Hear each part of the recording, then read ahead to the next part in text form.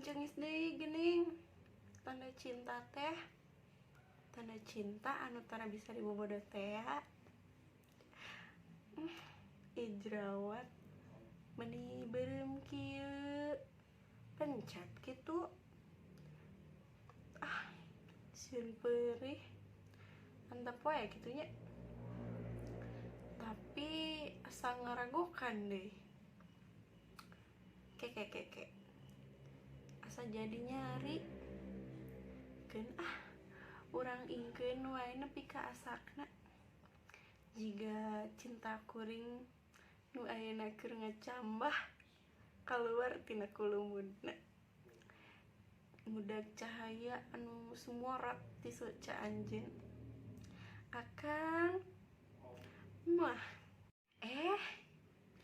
nya bener jadi panyari geuning. Panyari kan beungeut kuring anu cek batur mah ngalaka indung. Saur bapa mah irung jeung halis kuring teh nyeples pisan pangambung sareng kening ka mamah. Ari gado ngalaka nini kuring. Naon deui nya nu jiga mamah teh? Nya biwir jeung buuk jiga kembar cenah kuring jeung mamah teh. Palebah awak mah jigana ngalaka bapa. Malah lebah lempang mah cekih pisan pada ngagarap belai. Saur Mang Omen mah kuring teh fotokopian bapa. Ari bapa nya tisa deui, ari lain fotokopian ti bapana deui mah nya ti aki kuring. Cenah eta oge da kuring mah teu kungsi tepang. Anjeunna kabujang ngantunkeun mugi ditampi iman Islamna, diasih ku Gusti Nu Maha Suci. Eueuh eta saha nu kaluar tina kalangkang beungeut kuring? Walah beuki ngalobaan. Ambuing. Kaharti ayeuna mah nya dina diri kuring teh aya mama, aya bapa, aya aki, aya enin, aya uyut, aya bao, aya karuhun. Nya aya walungan cinta nu ngembat panjang deh, panjang pisan.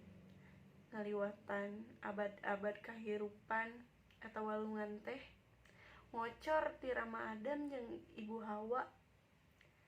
Terus ka karuhun, ka nini, ka aki, ka indung, ka bapa. Terus ngamuara dina diri kuring. Nya aya cinta aranjeun dina diri kuring teh. Nya muhun. Insyaallah kanyaah kadeudeuh aranjeun baris dipiara ku kuring. Walungan cinta aranjeun anu ngamuara dina diri kuring moal dikotoreun, moal digegeuleuh.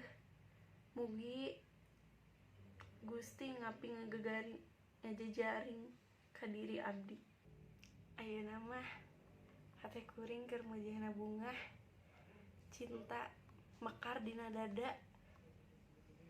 Bareng jeung jerawat nu melentung dina ieu pipi. Beuh. Ngarandakah. Terus kembangan, terus buahan.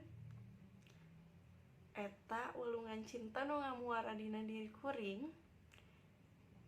Keun sina ngamalir terus ka anak, incu, buyut, bao. Terus nepi katurunanna.